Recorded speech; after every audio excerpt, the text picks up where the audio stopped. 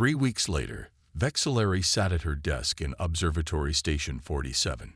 She had returned to Union space with a carefully crafted story. A family emergency, a rushed departure, and a desire to return to her original post. The Union officials had questioned her briefly, then allowed her to resume her duties. No one knew where she had really been. No one knew what she had seen. Every night, she looked out at the stars, knowing what existed beyond human space. The knowledge weighed on her. She could expose the truth, tell the galaxy about the dimensional horrors constantly trying to break through, about humans' true nature and their silent sacrifice. But would that knowledge help anyone? Or would it cause panic, maybe even push some species to try harnessing dimensional energies themselves? As she updated star charts, she found herself looking at the boundary where the maps ended. She could fill in that blank space now. She knew what was there. But should she? The door to her quarters slid open. Vexillary turned quickly, reaching for the small energy weapon she now kept hidden under her desk.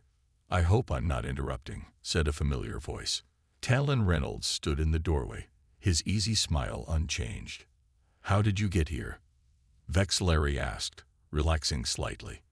"Humans go where we need to." He stepped inside, the door closing behind him.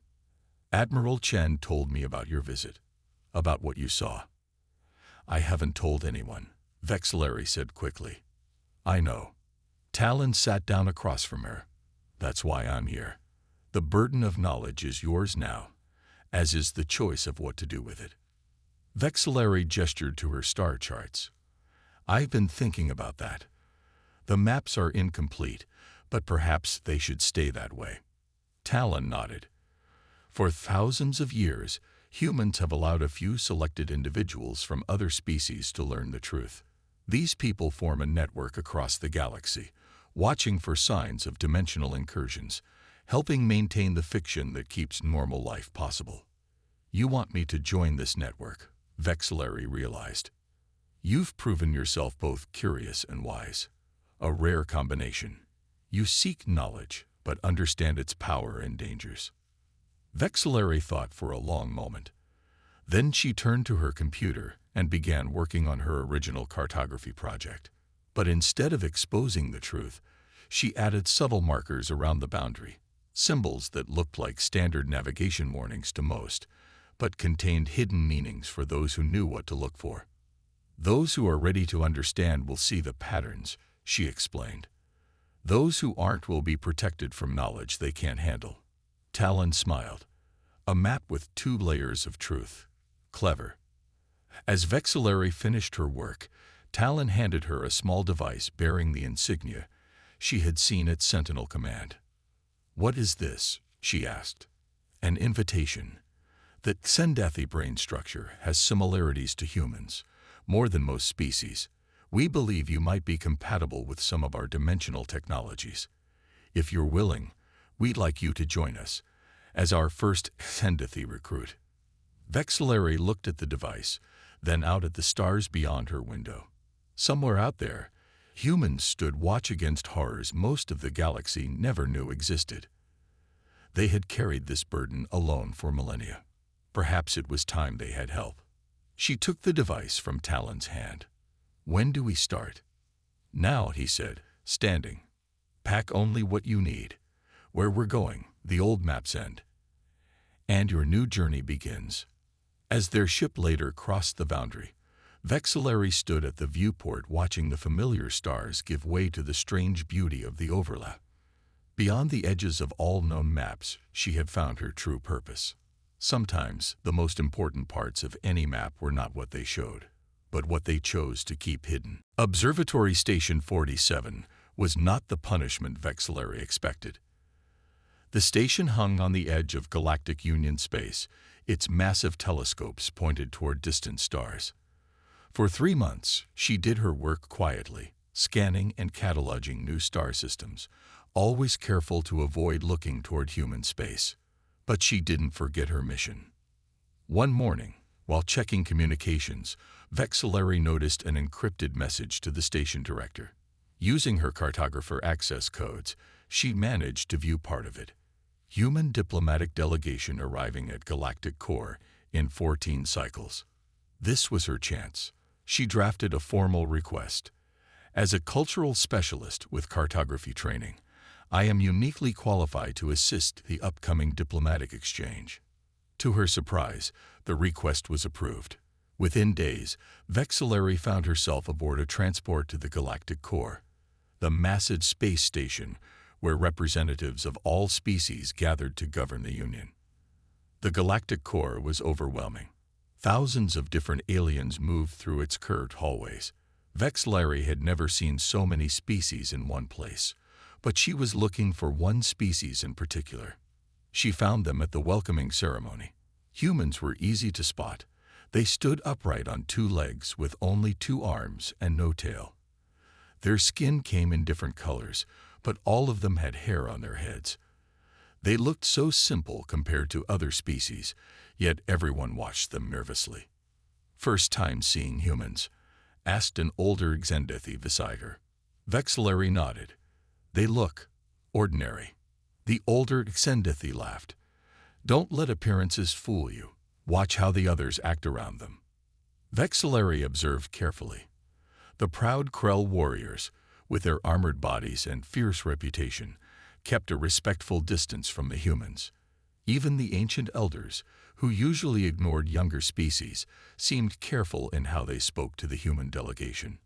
At the reception afterward, Vexillary managed to secure a position serving drinks.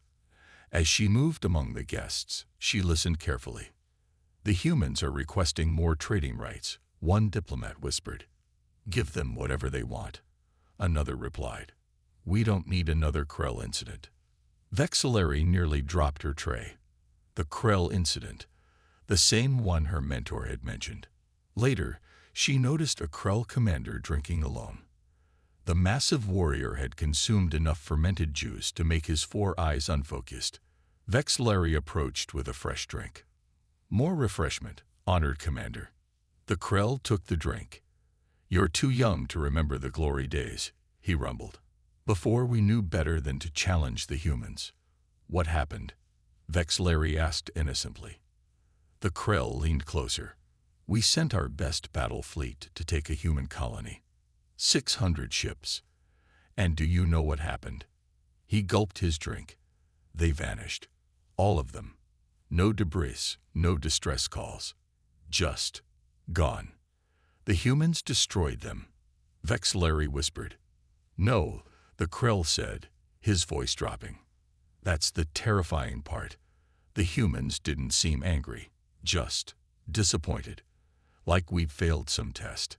He shuddered. "And they knew before we even attacked. They were waiting." The commander fell silent as a human diplomat walked past. Vexillary watched the human, a female with dark skin and curly black hair. The human caught her staring and smiled. That night, Vexillary tried to access records of the Krell attack. Every file was empty, every reference deleted.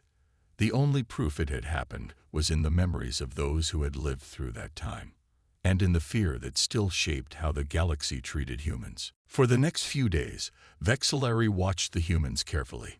Unlike the tense officials from other species, humans seemed relaxed about galactic politics.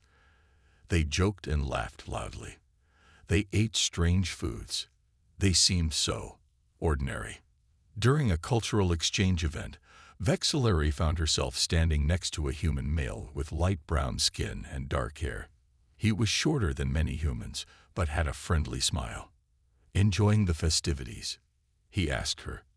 Vexillary was startled. Most high-ranking diplomats ignored junior staff. "Yes, thank you," she replied. "I'm Vexillary, Cultural Liaison Assistant." "Talon Reynolds," the human said, extending his hand. Vexillary remembered the human greeting custom and carefully shook his hand. "I'm part of the Earth diplomatic team, but I'm really just here for the food." He grinned, and Vexillary couldn't help smiling back. There was something disarming about him. Over the next few days, Vexillary kept finding reasons to be near the human delegation. Talon always greeted her warmly. Unlike other diplomats who spoke in careful, measured words, he seemed genuine. One evening, they sat in the observation lounge, looking out at the stars. "How did humans join the Galactic Union?" Vexillary asked. "We study all species' first contact in school, but human history is brief." Talon sipped his drink. "That's because we didn't wait to be discovered. We showed up at the council one day with our own ships." Vexillary's eyes widened. "But how?" "Most species spend centuries developing space travel. We're fast learners," Talon said with a shrug. "Or maybe we had good teachers." "Teachers? You mean other aliens helped you?" Talon looked at her carefully. "You ask a lot of questions, Vex. More than most. I'm a cartographer by training," she admitted. "I like to understand how things connect." "A map maker." Talon seemed interested. "What brought you to diplomatic service?" Vexillary hesitated, then decided to take a risk. "I noticed something strange in our star charts. They all end at human space, as if nothing exists beyond." She expected alarm or anger, but Talon just nodded slowly. "And you wanted to know why? Doesn't it seem odd? Space doesn't just end." Talon looked out at the stars for a long moment. When he turned back, his usual easy smile was gone. "Some questions have answers you're not ready for," he said quietly. "But I like you, Vex, so I'll say this. We're not hiding something dangerous beyond our borders. We're protecting you from it." A chill ran through Vexillary. "Protecting us from what?" Talon shook his head. "That's enough for tonight." His smile returned, but it didn't reach his eyes. "You should be careful asking these questions. Not everyone is as fond of curious cartographers as I am." As he walked away, Vexillary noticed something she hadn't before. The other diplomats in the lounge had given them a wide berth. No one had sat near them or even walked past while they talked. It was as if everyone else knew to keep their distance when a human was speaking privately. That night, Vexillary found a message on her personal terminal. It contained only coordinates and a name: Archive Station Zeta 9. The message had no sender information, but she knew who it was from. Talon was pointing her toward answers. Vexillary had to wait 3 days before she could slip away from her duties. Archive Station Zeta 9 was located on Moros, an old and mostly abandoned planet on the outer rim. Once it had been a center of learning, but now it was a dying world with toxic oceans and constant storms. Her small shuttle landed near the archive, a massive stone building half buried in red sand. The air smelled wrong, and Vexillary put on her breathing mask before stepping outside.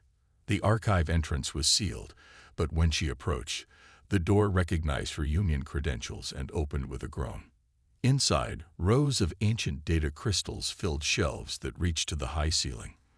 Most modern archives were fully digital, but this place stored information the old way. "Welcome, researcher," said a mechanical voice. A small floating droid approached her. "This facility has not had visitors in 47 years. How may I assist your studies?" "I'm looking for pre-Union records," Vexillary said. "Specifically, anything about regions of space beyond the current human territory." The droid's lights blinked. "That section is restricted." Vexillary showed her cartographer badge. "I have clearance for historical navigational data." After a moment, the droid nodded. "Limited access granted. Please follow." The droid led her deep into the archive, to a small, dusty room with a single data terminal. The crystal drive looked ancient. "These records predate the Galactic Union," the droid explained. "They are incomplete and may contain errors." For hours, Vexillary searched through the fragmented records. Most were star charts and expedition logs from the early days of galactic exploration. But one file caught her eye. "The Void Beyond Expedition Report." The file was damaged, with entire sections missing. But what remained sent chills through Vexillary's body. Beyond the 7th star cluster, our sensors detected anomalies. Space itself seemed to bend and twist. Laws of physics broke down. Our scout ships reported seeing impossible things before communication was lost. Further down, the report mentioned entities that dwelled in the void, not alive as we understand life, vast beyond comprehension. Their mere presence warps reality. The final section described a species called the Guardians who held back these forces, physically similar to us but possessing unique mental patterns, resistant to the entity's influence, established a barrier between normal space and the void. They call themselves the protectors of reality, though in their language it sounds like human. Vexillary nearly fell from her chair. The report was dated over 40,000 years ago, long before humanity officially joined the Galactic Union. "This can't be right," she whispered. As she made copies of the files, Vexillary became aware of a sound. Footsteps. Someone else was in the archive. She quickly gathered her data crystal and slipped into the shadows. 3 figures in Union security uniforms entered the room she had just left. Behind them were 2 more figures, humans wearing strange dark suits with no insignia. Vexillary held her breath as they searched the room. One of the humans touched the terminal she had used and frowned. "She's been here," he said, "recently." Vexillary crept toward a back exit. As she rounded a corner, she nearly collided with another human, a woman with short gray hair. Instead of raising an alarm, the woman pressed something into Vexillary's hand. "If you want the truth, come alone," she whispered before walking away. When Vexillary opened her hand, she found a small data crystal with coordinates and a simple message: the crossing. Vexillary knew she couldn't go back to her position at the Galactic Core. By now, they would know she had accessed restricted files. She was a fugitive. The coordinates on the data crystal pointed to a small outpost at the very edge of human space, just before the mysterious boundary that no alien had ever crossed and returned. Getting there wasn't easy. She traded her official badges for passage on 3 different cargo ships, keeping her hood up and her head down. Each ship took her closer to human territory. The final ship, a rusted transport hauling industrial metals, dropped her at Trading Post 12, the last Union station before human space. From her small viewing window, Vexillary could see the boundary, not a physical wall, but a line of buoys with warning signals, marking where Union space ended and human territory began. At the trading post, she used the last of her credits to buy a small personal shuttle. It was barely large enough for 1 person, with limited air and fuel. "You heading in, system?" asked the dealer, a squid-like alien with bulging eyes. "Just exploring," Vexillary lied. The dealer's eyes narrowed. Nobody explores this close to human space. Vexillary said nothing as she boarded her shuttle and launched. Once clear of the station, she set course for the coordinates on the data crystal. Hours later, her shuttle's sensors detected a small outpost floating in space, just inside the human boundary. It wasn't on any official maps. As she approached, her communication system activated automatically. "Unidentified vessel, state your business," said a calm human voice. "My name is Vexillary. I was told to come here for the truth." There was a long silence. Then, "Proceed to docking bay 3. The outpost was bigger than it appeared from outside. Inside, humans in uniform moved with purpose. None seemed surprised to see an alien walking among them. A tall human woman with gray hair, the same one from the archive, waited for her in a small room. "I am Admiral Helena Chen, Earth Defense Force," she said. "You've traveled a long way, cartographer." "How do you know who I am?" Vexillary asked. "We've been watching you since you first noticed the boundary on your maps.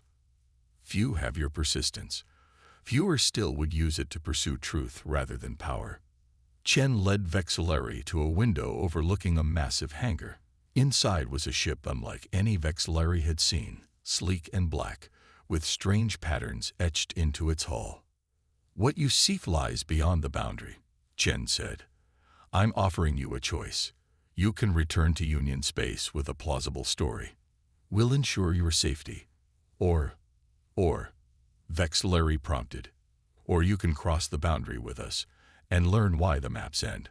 But know this, once you see the truth, you can never unsee it. Vexillary looked at the strange ship. Everything she had been taught told her to turn back.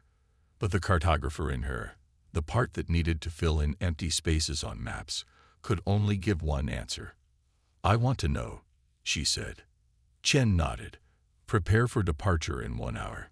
The ship was crewed entirely by humans who worked with quiet efficiency.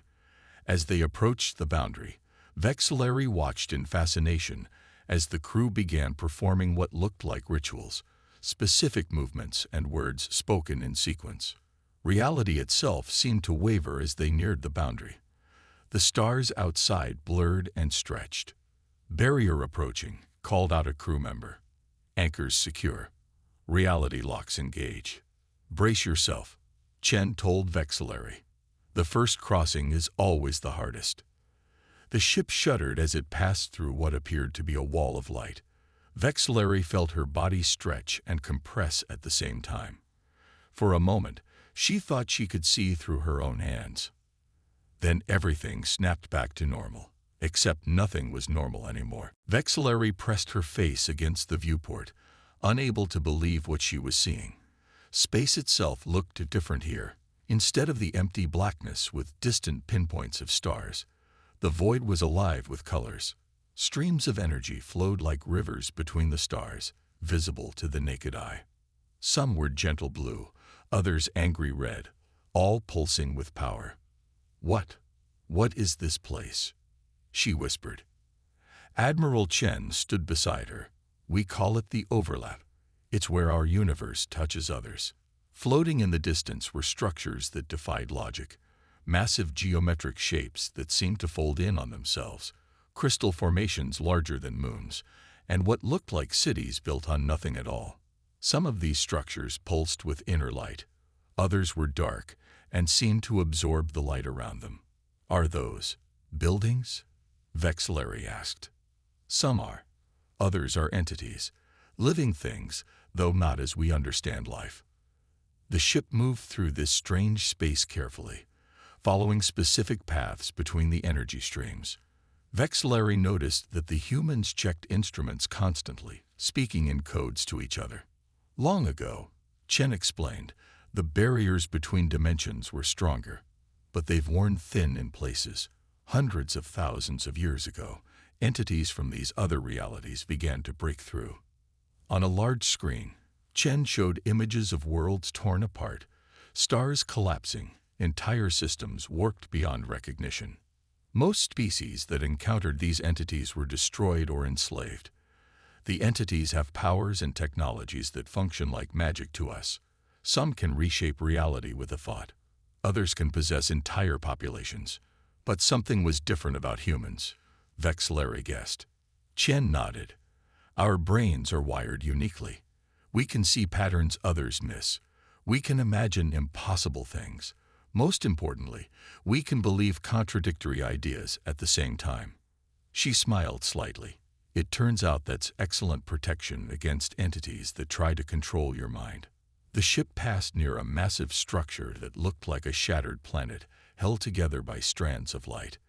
Beings moved across its surface, not humans, not any species Vexillary recognized. "Early humans encountered these entities when they first reached Earth," Chen continued. "We were primitive then, but our minds were already resistant. Through a combination of adaptability, unpredictable thinking, and sheer stubborn defiance, we managed to survive. Sometimes we negotiated, sometimes we tricked them, sometimes we fought.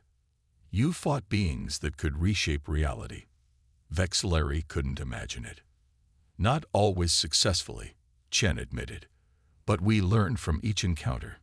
We adapted their technologies. We studied their weaknesses."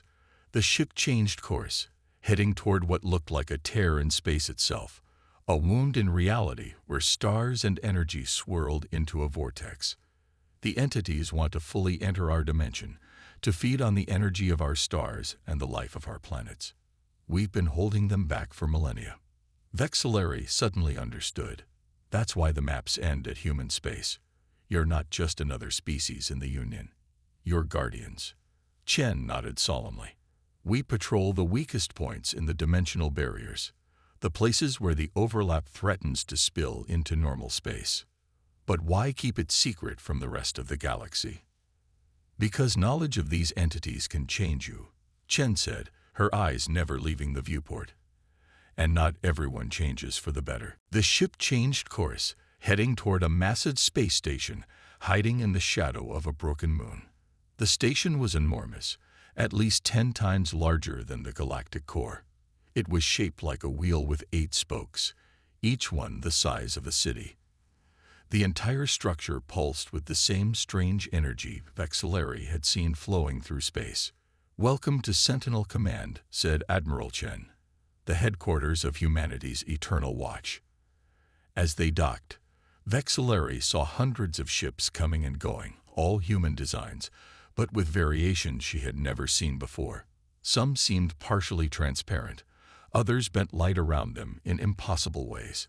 Inside the station, Vexillary was shocked to see not only humans but other alien species she didn't recognize. They worked alongside humans with easy familiarity. "These are our allies," Chen explained. "Species from worlds beyond Union space, who have also developed resistance to the entities.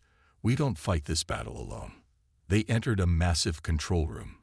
Thousands of workstations stretched as far as Vexillary could see. Each was staffed by a human or one of their allies, monitoring screens that showed different sectors of the overlap. On a giant display at the center, Vexillary saw a map unlike any she had studied. It showed not just stars and planets, but pulsing points of light marked with strange symbols. "Each of those points is a dimensional seal," Chen said. "Places where the barrier between realities is weakest. We monitor thousands of them, constantly." "How do you maintain so many seals?" Vexillary asked. Chen led her to a quiet observation deck overlooking a large chamber.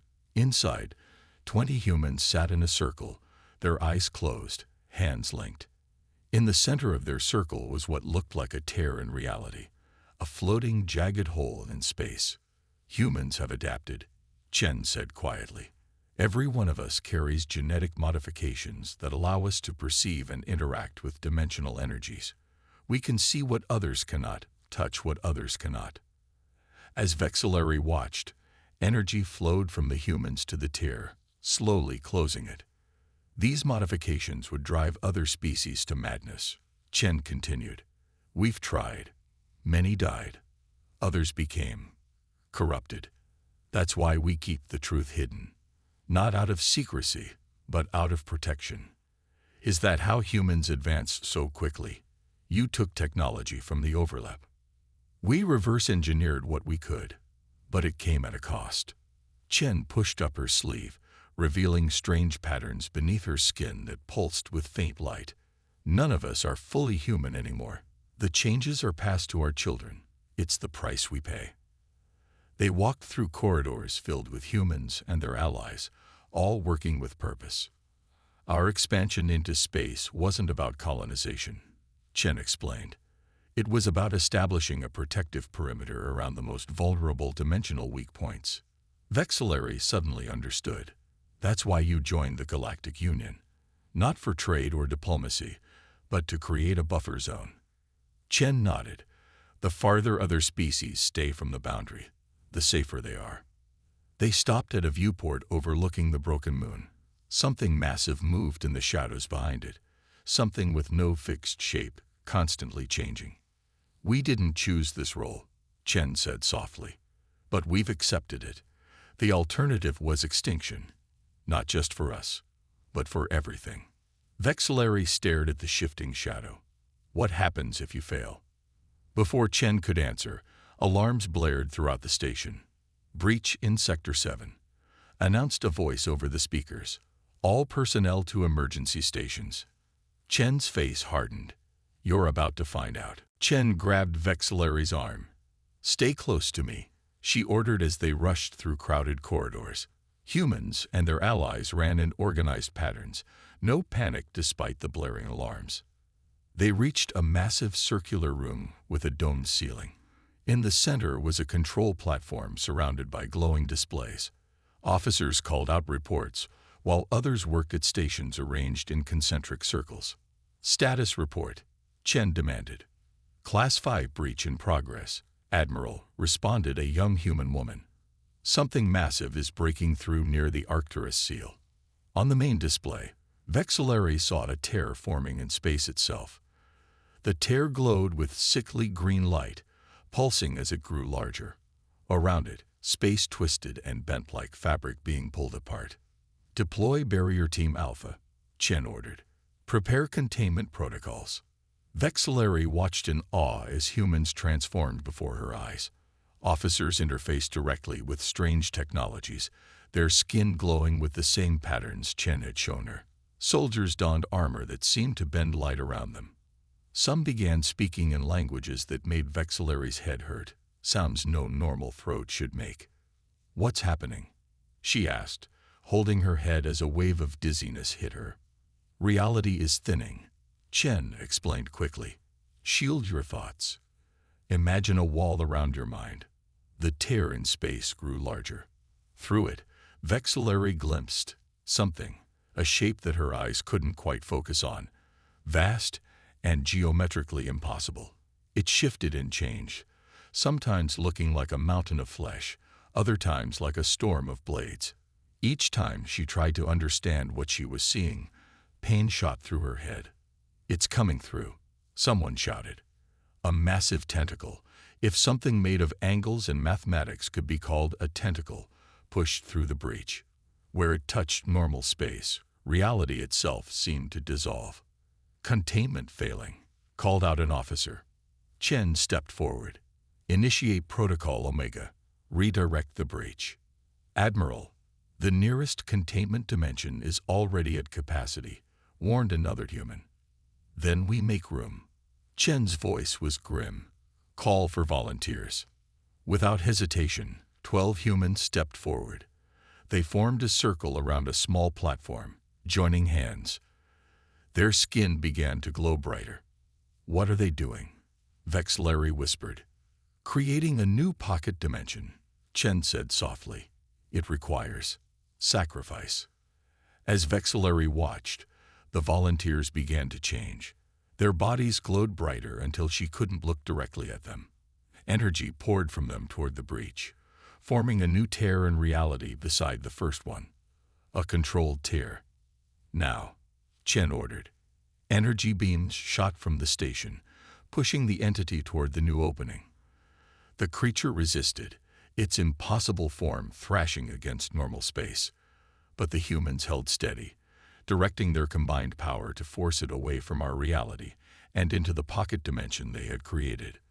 With a sound like 1,000 screams, the entity was pushed through. The original breach sealed behind it, and then the controlled tear closed as well. Where the 12 volunteers had stood, only empty space remained. They had dissolved into pure energy during the process. "They're gone," Vexillary whispered. "They knew the cost," Chen said quietly. "Their energy will hold that pocket dimension stable for years."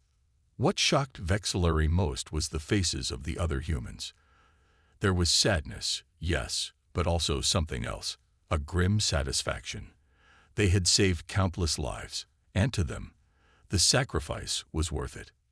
"This happens often?" she asked. "More often than we'd like," Chen replied. The entities never stopped trying to break through. After the breach was contained, the station slowly returned to normal operations. Vexillary followed Chen to a quiet observation room where they could see the vast expanse of the overlap. The strange energies continued to flow between stars, beautiful and terrifying at the same time. Vexillary's mind was filled with questions. The sacrifice she had witnessed had shaken her deeply.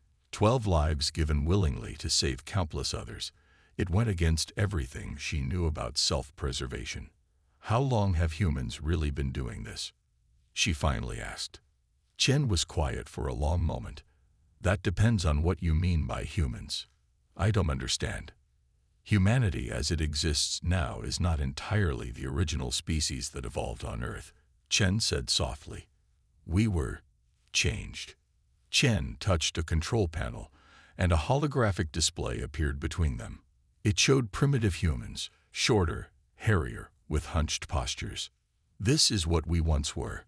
When the dimensional barriers first weakened eons ago, the entities found Earth.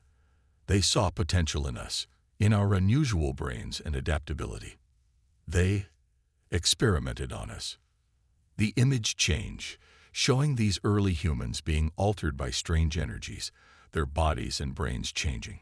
The entities wanted servants, Chen continued. Beings who could move freely in normal space, but still channel dimensional energies. They altered our ancestors, trying different combinations, looking for the perfect balance. They created you, Vexillary whispered. They created their greatest mistake, Chen said with a grim smile. They put just enough of their own essence into us to interact with dimensional forces, but not enough to control us. Our independent thinking and resistance to mental control remained. Over generations, we learned to use what they had given us against them. The display showed early humans fighting back against shadowy entities, using primitive tools enhanced with dimensional energy. We drove them back, sealed the first breaches, and began our long watch. As we evolved and developed technology, we enhanced our inherited abilities. Every human now carries genes specifically designed to interact with dimensional forces. This is why you keep your true nature hidden from the Galactic Union, Vexillary realized. Chen nodded. Exposure to dimensional energies can trigger latent changes in other species. We've seen it happen. Sometimes they develop abilities like ours, but more often, the changes are harmful. Minds break, bodies mutate, or worse, they become channels for the entities to control. Like possession. Something like that.